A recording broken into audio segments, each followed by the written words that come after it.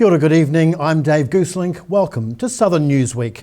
Finalists in the 2023 ID International Emerging Designer Awards have showcased their collections in front of event judges. The winners were announced at the ID Dunedin fashion show, where the public saw the edgy designs hitting the catwalk. Making a few last-minute adjustments as 25 finalists from around the world prepare their creations for the panel of discerning fashion judges. The ID International Emerging Designer Awards attracts global interest in innovative designs, meaning it takes something special to catch the eye of the judges. I think the kind of first impression when a garment's walking through the door is like everything, and so there were definitely moments today where there was kind of a collective gasp in the room when something came in. A spot in the International Emerging Designer Awards can help launch a career, especially now the collections are being incorporated into the headline ID Dunedin fashion show. It is a door opener in lots of ways. If you have secured a place or a finalist or even getting into the competition is great for your career. The collections will hit the runway tonight at the Dunedin railway station, with the winners announced during the ID fashion show. And the event's popularity means models and designers will put on a repeat performance for a sold-out crowd on Saturday night. In Dunedin, the South today. Well, a coal mining pit may not be everyone's first choice for a family trip out, but hundreds of Southlanders flocked to the Takatimu mine near Nightcaps last weekend to learn more about what it takes to keep the country running. Diggers shifting tons of coal at the Takatimu open pit coal mine in Southland, watched on by curious members of the public. The mine opened its doors to the public over the weekend for the first time in 10 years. Mine bosses say opening the site safely takes a lot of work, but they reckon it's worth the effort. The guys here have done a fantastic job. I've been able to open the mine safely. The bus tours and stuff like that are, they've been really popular, really effective. So it's great to be able to show what we do, and it's great for our employees to be able to show their families what we do. Visitors were able to see the mine in action and take a tour of the 50 hectares of environmental restoration work. Oh, you hear a lot of dirty stories about coal mining. I know no one enjoys it, likes it, so we thought we'll just open up doors and actually educate people on the reality of it. At the end of the day, New Zealand is a consumer of coal. Coal mining's been part of the area's economy for more than 140 years. Mine owners Bathurst Resources say they plan to keep supplying locally produced coal until a transition to greener energy sources is complete. In Takatimu, the South today. Rugby fans may have noticed a change in hairstyles for the Highlanders as some of the team debut a new shaved look. Members of the Southern Super Rugby team have banded together to support the brother of a teammate with cancer. These Highlanders have swapped their boots for razors. Players from the Super Rugby team decided to shave their heads this week in solidarity with teammate Josh Dixon. His younger brother Sam was recently diagnosed with cancer, prompting Highlanders prop Ethan de Groot to organise players around this team effort. Now, as a team, we're feeling for Josh at this time, and we just want to express our support for him and his brother in this tough time. Halfbacks Aaron Smith and Folau Fakatava were the chief hairdressers, shaving the heads of the forwards and some of the backs too. De Groot says shaving their heads is just one way they can show their support to Dixon. If you ask anyone, probably in New Zealand, they know someone or someone in their family's been battled through cancer. So, I think it's a great thing we're doing, and to get all the forwards to buy into it, so pretty cool. The Highlanders are set to showcase their new looks at tonight's Super Rugby match against Moana Pacifica in Auckland. In Dunedin, the South today. Founding members of the Frankton Fire Brigade are being praised for having the foresight and vision to open a station in the area 50 years ago.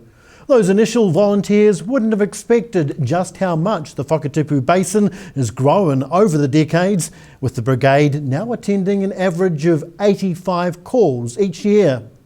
50 years on and still going strong. One of Queenstown's fire brigades are celebrating half a century of service over the weekend.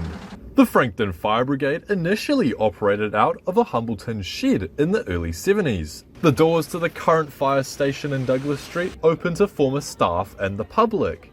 The team's keen to reflect on 50 years and to show where, what and how they do their job. Oh, so today's the party, big party, 50 years of Frankton Volunteer Fire Brigade. It's about bringing past members and new members together to be able to celebrate what Frankton Fire Brigade is about. Frankton's longest serving volunteer firefighter Mike Scudder has been on the force since 1981.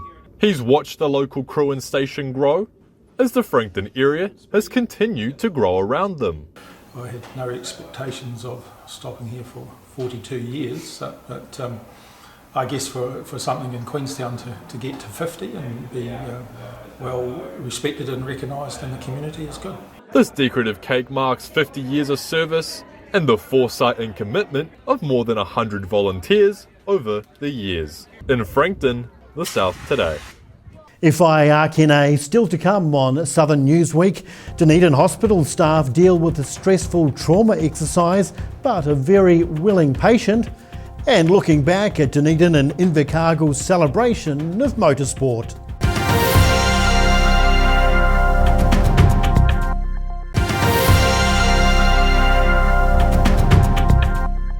Welcome back. Well, treating victims of a bomb blast may be an emergency team's worst nightmare. That's exactly the training scenario that played out at Dunedin Hospital last week, thanks to a highly realistic simulation dummy. Just a warning for viewers, the story does contain scenes of simulated medical trauma.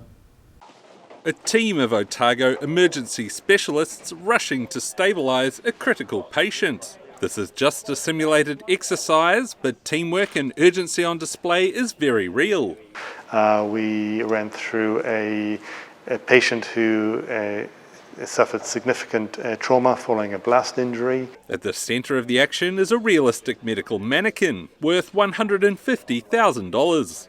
Dar says the high-tech doll can be used for a range of scenarios. Been intubated, he's had a surgical airway, he's been had a chest drain done multiple times on him, he's lost his leg a few times, so yeah, he goes through a lot.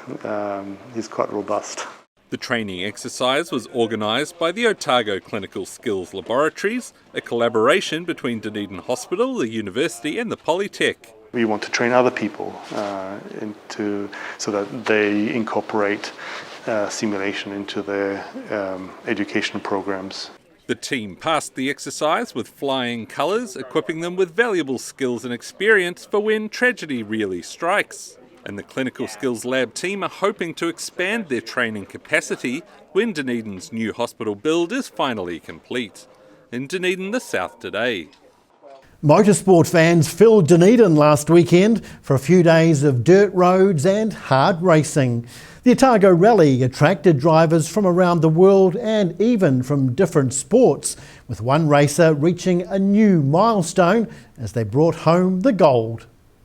Cromwell driver Hayden Paddon sending his car sideways around the corners on his way to gunning another stage record. 110 drivers competed in this year's Otago Rally, but none were able to top Paddon, who managed to win the event in his home region by more than 4 minutes. Paddon dominated, winning every stage of the rally and smashing a number of records along the way. The weekend's racing marking a milestone 10th win at the event. And to make it 10 here in Otago is just awesome for us on the team. Certainly some pressure when you're trying to achieve some personal goals like that, but we had a really clean weekend. But he wasn't the only one in his team finding success, with 2 of their other drivers cruising their way into the top 5 for the weekend. Get results like this, but also Ari in second and Emma having a good run in the top 5 as well is a huge credit to the whole team.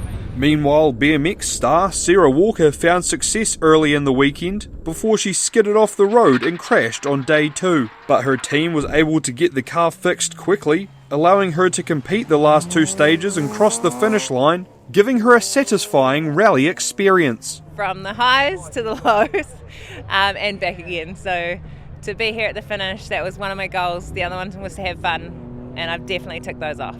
The NZ Championship continues in May, with round 2 set to be held in Whangarei.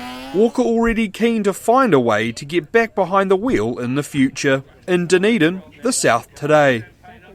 And in other motorsport news, organisers of Invercargill's George Begg Festival are pleased with how the inaugural event went last weekend. The retro motorsport event attracted a mix of crowds, both locals and visitors to the south, in a celebration of the cars and culture of yesteryear. Scenes from the past at Teretonga Racetrack. Time turned back half a century over the weekend as the inaugural George Begg Festival took place in Invercargill. Organisers were thrilled with the uptake to the retro motorsport event, selling well over 2,000 tickets. Public and participants seemed equally pleased. Yeah, it's been awesome, just completely different to all of our other events that we do, and just the crowd and the people and the atmosphere, it's just amazing. Yeah, love it. Oh, pretty good really. Bit of a different angle on things, more on the lot of demonstrations and mixed with the racing, so a bit of variety, yeah. Crowds were treated to a series of races, including pre-1978 classic saloons, vintage racing cars, and historic touring cars. The event even making time for a younger vintage of races. There was plenty of fun off-track as well, with food, drinks, and live music drawing enthusiasm from all ages. And a retro catwalk competition on Saturday featuring the best of 60s and 70s fashion. The 4-day festival is intended to take place every 2 years. You know, it's been a fantastic weekend and really we love coming here. So I'm looking forward to coming back next year with a car that's actually running properly and giving it a really good show. I was a bit hesitant to come down, but yeah, I love it. Definitely be back, yeah. A vibrant weekend with many already set on returning for the next chapter. In Invercargill, the South today. Well, Central Otago's top young builders were among those put under pressure last weekend, showing off their skills at a regional competition in Cromwell. Apprentices are competing for a ticket at the national finals in the annual Builders Apprentice Challenge. Hammering away against the clock in a big competition. The Central Otago round of the ITM Certified Builders Apprentice Challenge was held in Cromwell on Saturday, one of 20 regional finals across the country. The apprentices were given plans and materials and had just 8 hours to build a children's play fort, with their creations judged by a panel of industry experts. Because there's so many challenges that you wouldn't maybe normally get pressed to do. Like the plans got given to us, but we still had to calculate like roof pitches and the stair pitch, different angles, cutouts for the handholds, things that maybe your boss would normally organise. Bayview construction apprentice Craig Burke hit the nail on the head with his play fort, claiming the top prize in Cromwell in his first time competing. Yeah, it's a good day out. It's a long 8 hours, but it's definitely worth it. Get to meet some like-minded people and see how everybody's getting on. And yeah, no, it's fun. The competition gives building apprentices the chance to test their skills under strict time pressures, skills which are important for the next generation of builders. Competitions like this are important because apprentices are the future of our industry, so we need to look after them, we need to foster them, they need to be encouraged to take up carpentry and building as a trade. The play forts will be auctioned off for charity or donated to deserving communities. The 20 regional winners will compete for the top trophy and $25,000 worth of prizes at the national final in Christchurch. In Cromwell, the South today. A movie-themed fundraising rally has achieved a giant donation for a good cause. The 2023 Pork Pie Charity Run brought teams of drivers together, driving the length of the country in classic minis, with a big surprise awaiting in Invercargill. A procession of colourful classic minis celebrating the end of a marathon journey. The cars competed a 5-day rally from Paihia in the far north all the way to Invercargill in tribute to the classic Kiwi film Goodbye Pork Pie. For some of the southern teams, that meant driving north the length of the country before driving all the way south again. Yes, so we've travelled from Dunedin right up to Paihia, which was an adventure with this ferry cancelling at the last minute, but we managed to get on one. The teams have been raising funds for children in need, with a spokesperson for the charity Kids Can staggered by the amount of money raised. But the amount of money they've, I think at current state we're almost at $380,000, which is just absolutely mind-blowing. for KidsCan, it makes a massive difference. And there was an extra surprise in store for the rally's co-organisers, who were met by a TV crew handing out an award for recognising deserving Kiwis, with the bonus of an extra $5,000 donation. No, I was blown away. It's what I do, is fundraising and helping people out. It's just something I do on almost a daily basis, okay? Yeah, I enjoy it. I like seeing a smile on someone's face. By the end of the celebrations, more than $400,000 was raised, with many teams looking forward to making the journey all over again next year. In Invercargill, the South Today. Whai ake nei, still to come on Southern Newsweek. High-tech minds gather in Dunedin to celebrate their industry and some classy innovations. And Invercargill residents are being encouraged to savour the South as part of a special food festival.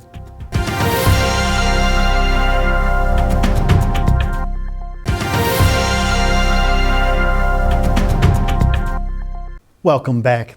Some high-tech minds have been gathering in Dunedin, along with some high-tech machines, to celebrate their industry. More than 100 of Dunedin's most technically minded people attended the event, showing off a few of the region's best innovations. Some of Dunedin's best tech minds, checking out some world-class machines. The New Zealand High Tech Awards started with a bang on Tuesday night, with an event hosted by local engineering firm United Machinists. The Dunedin networking event providing a place for tech enthusiasts to share their ideas, one of 7 regional events being held across the country. The short story is the High Tech Awards are the Oscars for the New Zealand tech industry. The High Tech Awards focus on recognising the science and innovation that goes into a range of new technologies. These new innovations could help create new opportunities in the industry and get Dunedin recognised on the tech world stage. It means jobs, it means international recognition, it means that we can continue to attract talent to Dunedin by putting us on the map, and ultimately it's huge for our community. Dunedin firms submitted 10 entries to this year's awards, including a camera gimbal, prosthetic hands, and a scale model of $1 billion campus development in China. Tech entrepreneurs hope this event will inspire other like-minded Dunedinites to get creative and help keep the industry growing in the regions. Dunedin commonly gets forgotten because Dunedin's so quiet. We need to be un-Dunedin-like and be more vocal about what we're doing. The finalists are being announced today for the National High Tech Awards, to be held in Christchurch in June. In Dunedin, the South Today. Well, the spotlight is on Southland flavours this month as a Southern food festival dishes up some regional flair. Locally sourced gastronomic delights are being served up with pride in cafes and restaurants across Invercargill. Mouth-watering sights in the kitchen of the Batch Cafe, with this dish proudly cooked completely using local produce.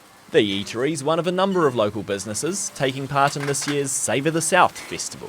It's a month-long promotion aimed at celebrating the best of Southland's hospitality industry, ranging from culinary delights and local brews through to comfortable nights and stunning views. I love the idea of using Southland produce and getting everything as local as possible, help promote small producers and suppliers, and just really get everyone behind it and try and really push our region of food. The festival was initially organised by Hospitality New Zealand to help boost the Southland industry in the wake of COVID-19.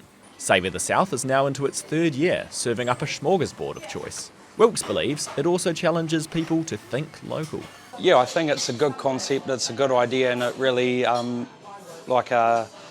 makes other cafes and restaurants think outside of the box and really be conscious of what's going on with food down here and what's around. The festival began in March and continues through until the end of April. And alongside well-known local fare like bluff oysters, Stewart Island salmon and fine venison, there's also dishes featuring locally grown blueberries, saffron, pickles and honey. For customers, it's the neighbourly focus that is a highlight for many. We do get lots of good feedback on our made in Mirihiku and Savour the South dishes. The people really love the idea of it and everything's local, and so it's real good. Meals like this helping draw in more local diners over the rest of the month.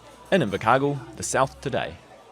The small Banks Peninsula town of Little River saw its population swell from 700 to more than 2,000 as visitors checked out the area's big pumpkin festival. The annual event's a fundraiser for the local school with hotly contested prize for the smallest, the ugliest and the largest pumpkins. Pumpkins of all shapes and sizes were proudly on display at the Little River Pumpkin Festival.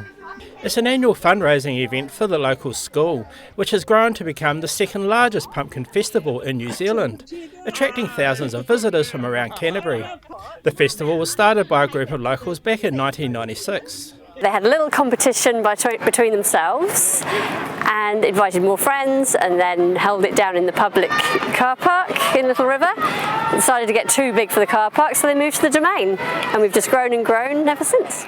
And like the pumpkins themselves, the event has grown to attract more than 2,000 visitors to the small town of Little River. There were a number of prizes up for grabs, ranging from the most perfect pumpkin through to the ugliest. But all eyes are on the coveted Big Boy Giant Pumpkin Prize. Money Bros! Yes! Yes! Yes! Big boys! The Mundy Bros walking away with the ultimate prize, thanks to this giant 211 kilogram entry. It was a great result for the Christchurch family, who admit they've never entered a pumpkin competition before. We thought there'd be a few bigger ones. Well, when we rolled up, we thought there was way bigger ones than us. So. Yeah. We knew we would win. Harley did say. Not really, but I knew we would. And their secret to growing enormous pumpkins? Lots of watering, chicken manure, and they love sunshine. Lots of sunshine. And lots of love. The family are hoping to keep up that recipe so they can return again next year to defend their title. Money Bros! In Little River, the South today. Well, a large stack of pre-loved toys have been going on sale in Balclutha thanks to the generosity of a 7-year-old girl. The young cancer survivor decided to donate all of her toys to fundraise for a charity close to her heart. Toys, toys and more toys. These piles have been collected by 7-year-old cancer survivor Esme Palmer, who's now decided to put her toys up for sale to raise money for Ronald McDonald House. The Balclutha youngster spent 172 nights at the Christchurch facility in 2019 while receiving treatment for Burkitt lymphoma. Esme is now keen to give back. Just to raise money for the people that work there, the kids that go there that have cancer. And her generous idea has now encouraged others to dig into their collections, with many other people in the community donating toys to add to Saturday's sale. Esme's hoping to see a good local young crowd coming through, with the fundraiser also offering pony rides and food for sale. I don't know, maybe some cakes and stuff, like healthy food. The toy sale will run on Saturday morning at the South Otago Athletic Club rooms, with all proceeds going towards Ronald McDonald House. In Balclutha, the South today. A school history project rolled into life in Gore last week. Pupils from East Gore School couldn't believe their eyes when a parade of classic cars parked up for a hands-on history lesson. Taking a stroll through some automotive history, these pupils from East Gore School getting the chance to check out a lineup of motoring classics. 15 vehicles made a pit stop in the school's car park this week, covering more than a century of design as part of a class project on transport history. The event was organised by a few of the school's teachers who say the kids were delighted with the hands-on learning experience. Yeah, it's been very exciting, and as you can see, the kids are full of beans and full of questions, and it's nice for them to be able to see old and new in the same place. Viewing the cars side by side, pupils were quick to catch on to the changes in both form and function over the years. I learnt that some old cars have different lights and they all are different shapes and sizes, and some of them have not proper roofs and some of them are really old. The cars were driven in by members of the local community, keen to share their prized vehicles with the younger generation. In Gore, the South today. And that wraps up this edition of Southern Newsweek. For the latest news and videos from the Southern region, head online to odt.co.nz. And you can follow Channel 39 on YouTube and The South Today on Facebook to catch our news bulletins on demand. We'll see you again next week. Mā te wā.